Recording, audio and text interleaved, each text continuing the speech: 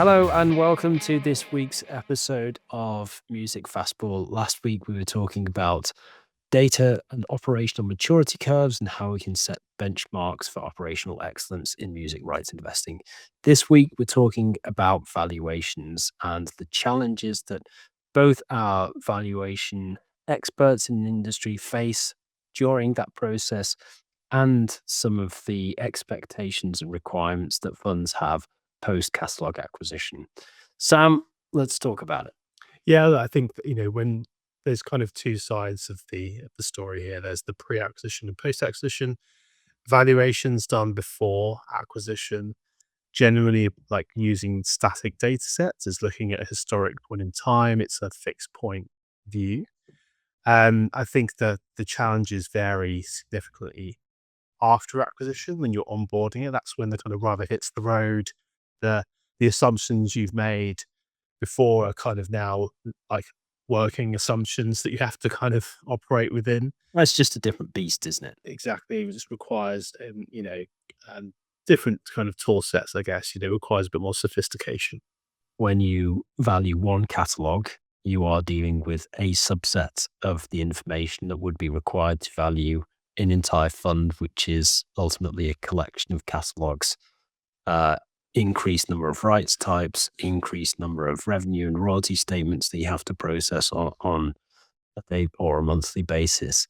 The tools that a valuer would use to do that initial point in time valuation clearly aren't designed for ongoing operational maintenance. And I think it's fair to say that if you want to get ongoing valuations and hold yourselves accountable to the underwriting case through the life cycle of a fund, you're really going to need a different tool set. And I think the most important thing about having that symmetry between each side of the acquisition is that you can hold yourselves accountable and you can report well back to your LPs, your board, about progress and show that you have a good association between the royalties and revenues that you're seeing today versus those that you underwrote against. We do know that at all stages, the data can be patchy, it can be challenging, and it is often one of the biggest hurdles for the valuers in the first place. We're going to play a clip now from a valuation expert, Alaister Moughan, who has valued more than $4 billion worth of music rights in his career. And he explains some of the challenges at a data ingestion point of view when he comes to doing those valuations. A lot of especially working in-house at a financial institution, coming from the music business, understanding that the data is so particular to the music industry that creating the models not is kind of the easy part. The hard part is aggregating the data, understanding it, and kind of making, you know, 56, 200 Excel files into something that tells you a story, whether that's a good or a bad story. So a big part of what I do is that financial data analysis, not only aggregating that data, but trying to understand it and normalize it to say, this is what a kind of average annual income is for this sort of type of catalog. And that's the huge part of it. And the legal side is more, from my point of view, is looking at the upside of, oh, these agreements are expiring, this income could increase. And I don't kind of do the legal side when you go through to the end of the transaction where it's about ensuring that person owns those rights. But a huge part of it is the data aggregation and understanding that royalty data, because that's the kind of the crux of when you're looking at a catalog to work out what's the base level of income, and then you can kind of project that or deflate that going forward. But the kind of key part is getting to that, and that's why I really, when I first started my company, focused on working with sellers, because most of that work was being done by the buyers. I think the main topic of conversation here, Sam, is really the valuations are obviously critical, but what we've definitely seen is a trend of increased scrutiny from institutional investors when they come into the sector. Now, obviously, they're investing in many other different asset classes, some of which are significantly more mature, where they will have an expectation of clarity and transparency and to some degree immediacy from the data and the questions that they ask uh, those who are running the funds and managing their investments. And from the conversation that we had with Alistair, some more of which we'll play shortly, I think it is becoming increasingly clear that that demand is coming into music rights investing too. What's your take on that, Sam? I think there's a number of nuances that are broadly like understood at an investor level now. Like it's a relatively, I suppose it's a maturing asset class now. It's not, it's still new, but it's not that new. Um, and whilst the nuances are kind of, I suppose, better understood, it still doesn't change the fact that, you know, everyone's got to kind of report accurately. And, you know, if there's any kind of lack of confidence in the numbers, you know, that soon comes kind of become glaringly obvious to people, right? At the end of the day. Yeah, So and I think with these type of investors that, you know, they're very experienced and they understand that they can't predict the future. And as much as anything, they know that some of the investments that they make are not going to turn out quite as planned, because if they were, then they probably wouldn't need to be making investments anymore. The reality of it is they're also really focused on the operational excellence. So getting comfort that they're working with the right partners, that those partners have the right tools and have made the right investment into their operations to actually manage that money and manage the assets that they've invested in correctly. And I think that's fair, right? And I think, as you said, you know, music as an asset class has its idiosyncrasies. There are underlying structural data challenges, but that's not unique to the music sector either. You could take pretty much any other industry or investment sector and see relatively similar challenges, albeit with their own idiosyncrasies. yeah, What do you think about, you know, obviously one of the things that is quite specific to music rights investing is the number of different rights types that any given fund can hold.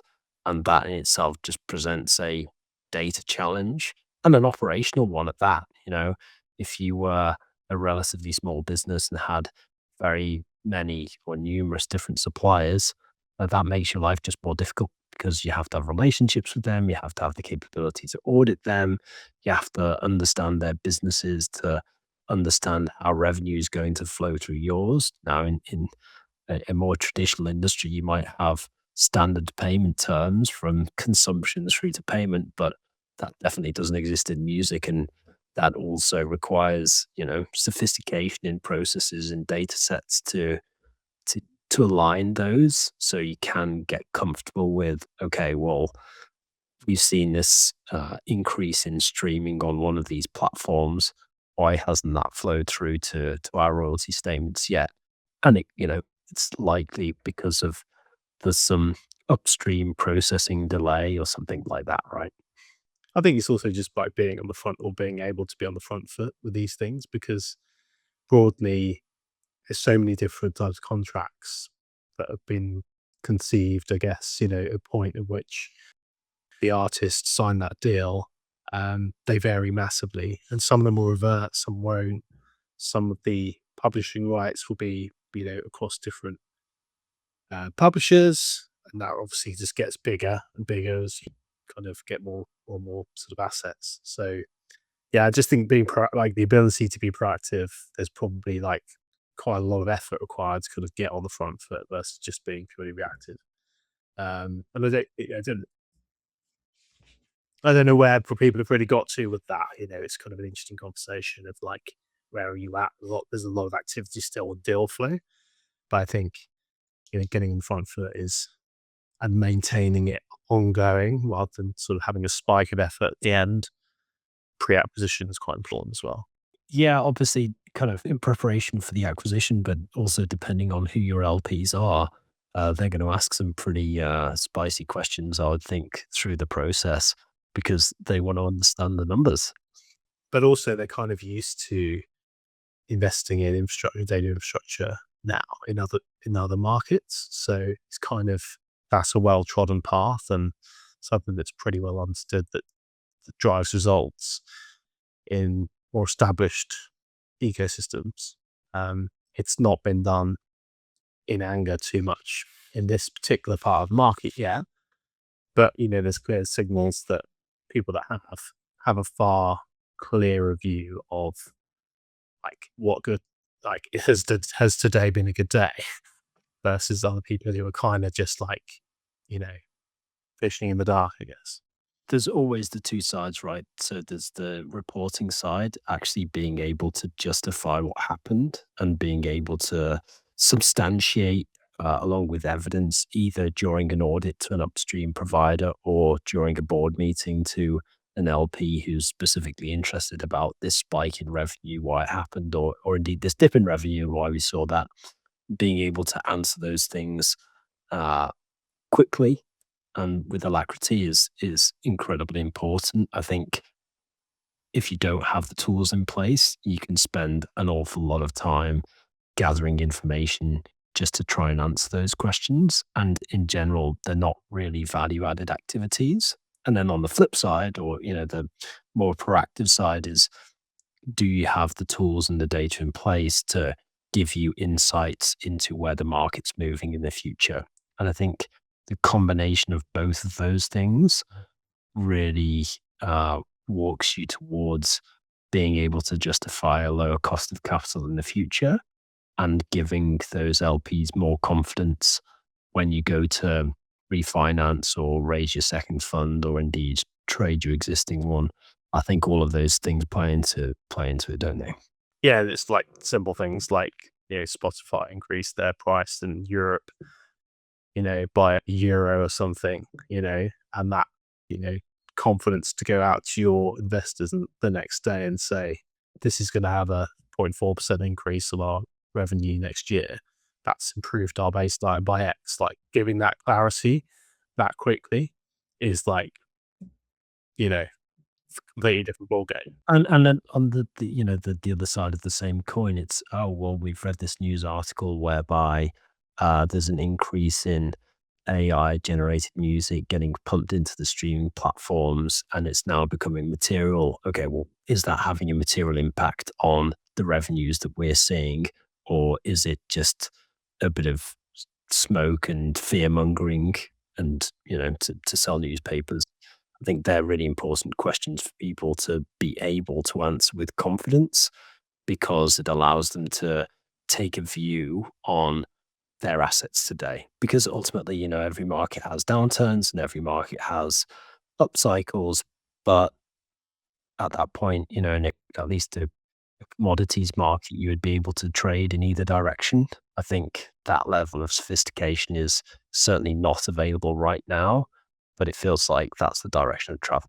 And I think anything to do with like revenue from AI training or indeed like, obviously songs being created from on these AI platforms is all upside at the moment, but they will soon start to be baked into the revenue like models and valuations when they flow through. Might be a few years out, right? But that will become the norm, and I think there's operating wise, a lot of the evaluations are based on worst case, and I think there's sufficient like flex in the market to allow for that, so that everyone wins.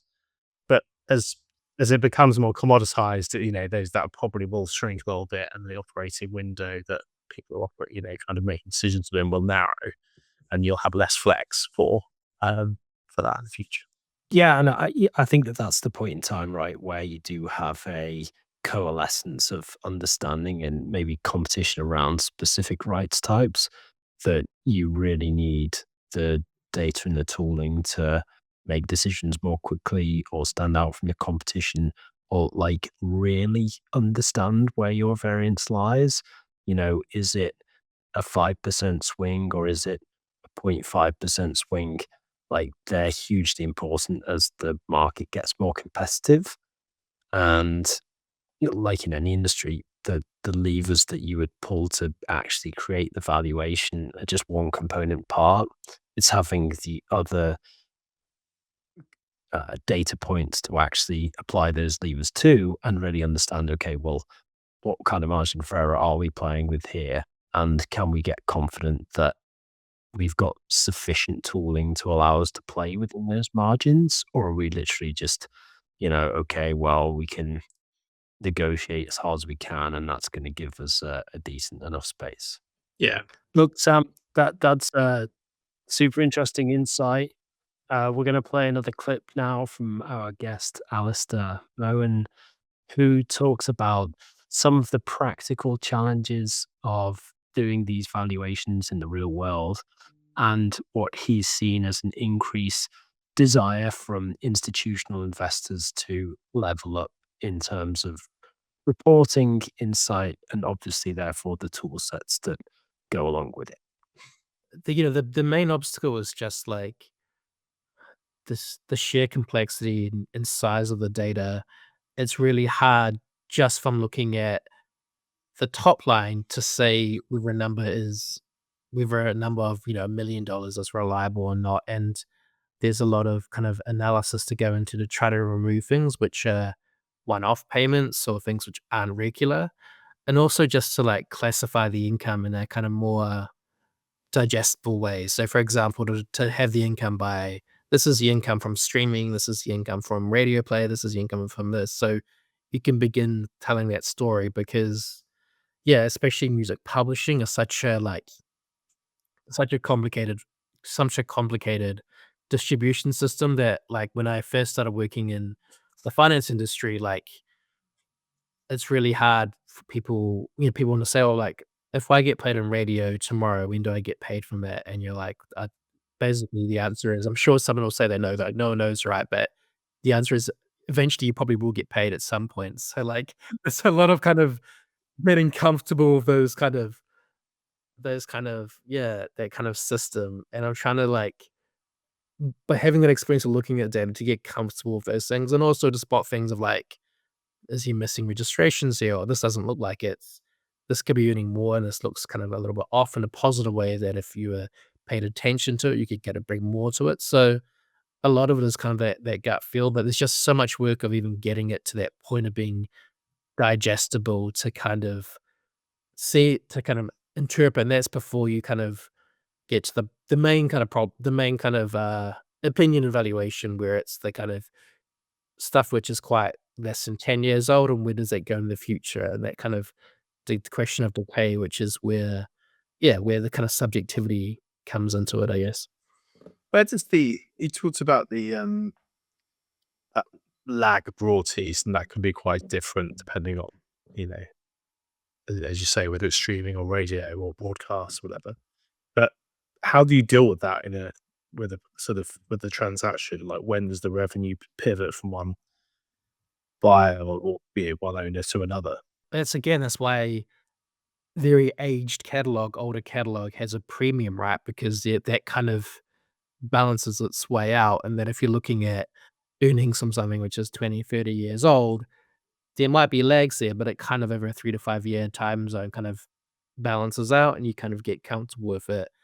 But that's why it's really difficult looking at catalogs which are 2 to 3 years of age, because the next semi-annual statement you know, might have a huge bump of radio play, then the next one, has zero. So it's a kind of like catching that bump becomes really hard. So for newer catalog, that's generally like it's harder to forecast, but there's also another challenge is that like these dips are kind of a lot more meaningful of like catching the timing kind of issue becomes pretty laborious. Yeah.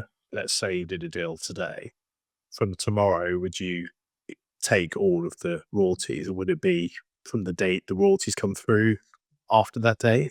How does that work? Yeah, that's kind of like a pretty complex area of negotiation, right? Of especially because these transactions can take a long time to close, of agreeing a date of when those royalties are credited against the purchase price to the buyer or still collected by the seller. And yeah, it becomes really key in the kind of newer deals where you're still trying to capture that bump of the kind of new release stage. And how does that all flow through the process? Because one of the obvious things about the industry is that we have these global platforms, but a lot of local regulation. Once you bought a catalog or during the process, how do you go about updating everybody in the chain that needs to know where the royalties flow through, what agreements they need to look at in the future? Yeah, so I worked in music publishing administration long enough to realize that's a problem I didn't want to be at the forefront of. Because it's very detailed. The question is, the answer is these experts who do that, and I think it is like it's a pretty, it's again part of the negotiation. Like the royalties aren't going to start flowing to the new bank account automatically, and you've got to like hold some funds back to account for that. But it is like really, really tricky, and it's also why like especially with more financial investors being involved in the space, why things which like passive royalties, like the non-copyright part of the market really grew because people those are slightly simpler in that kind of way, and people were like, "Oh, I'd rather have something with less administration but more simple to transfer than actually have to have that obligation myself." So yeah, again, that's one of the and then especially when I started working in-house at a finance company and you explain all these things and they explain to you how there's so many more businesses which are so much simpler to transact on than this, then that's kind of one of the things where it is so complex and it does make these transactions more difficult than other industries, I guess. Have you seen kind of an improved maturity as catalogs transact? So would you expect that pre and post transaction, the level of data, the level of governance over a given catalog improves? And then if so, does it decay again, or do people tend to continue to invest in the upkeep of the administrative side? And does that have a positive reflection on future valuations as well? Yeah, so that's kind of like a lot of private equity models. That's the kind of the difficulty with the acquisition model is that the idea is that if you're buying these catalogs, you can pay more attention to them. But obviously, the more catalogs you buy, the harder it is to pay attention to them. So I think it kind of varies by buyer, but I think generally, and I think this is the kind of something you're seeing in the industry is that kind of it's actually being beneficial to songwriters and artists in a way that all those things we talked about, right? Of like, oh, when you get a song played on the radio, when does it get paid? People have always just been like, well, you get it paid eventually. But now there's like financial institutions owning these income streams.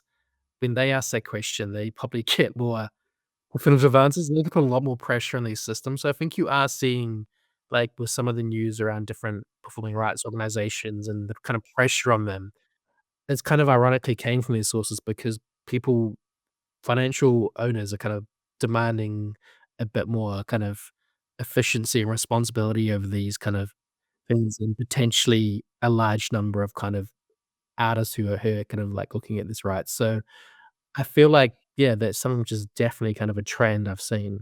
Right. So there's just a general maturation in the market, which is demanding greater insight, greater excellence around how they manage the operational side of the asset as well as the artistic side. Exactly. And I think particularly like with streaming on the master side where you can get, like daily or monthly information pretty quickly. On the publishing side and other parts of the business, there's people saying, "Well, why can't we see this on this side of the of the income?" So I think that's definitely kind of something which is sort of changing a lot. I hope you enjoyed the conversation with Alistair there. And just to recap on what we talked about in this episode of Music Fastball. So we discussed some of the challenges of creating valuations and the various states that valuation colleagues find the data in. We also talked about how the systems to do a point in time valuation and the processes they use are often quite different to those that we would use operationally in our day to day, and that some of the higher level activities that we really want to get to are trying to create symmetry between the process at the valuation and underwriting stage, as well as on the day-to-day operations side, to give us greater confidence, greater clarity in how the asset's performing versus what we expected, and also giving us greater flexibility to make decisions in the context as of right now. We'll be bringing lots more content like this through the series of this podcast. If you'd like to hear it, please subscribe to our channel either on YouTube or Spotify, or indeed go to standardinnovation.com and subscribe to our newsletter. Thanks again.